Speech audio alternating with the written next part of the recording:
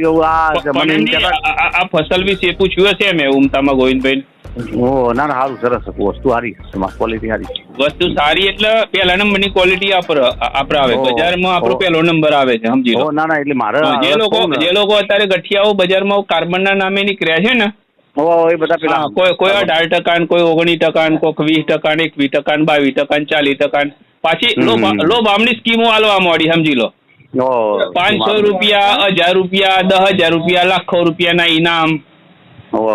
કારણ કે શું છે ખેડૂતને છેતરવા માટે સ્કીમ બતાવવી પડે લોભામણી સમજી લો. એટલે પ્રોડક્ટમાં દમ ના હોય તો સ્કીમ કાઢવી પડે સમજી લો.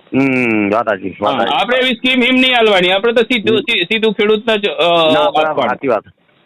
તમારા પર મેં કીધું મીટિંગ કરી આપણે બોર ઉપર કરો કે ગોવિંદભાઈ આપણે શું છે સ્કીમ ના હોય લોભામણી સમજી લો, સીધો ફાયદો વાત સાચી.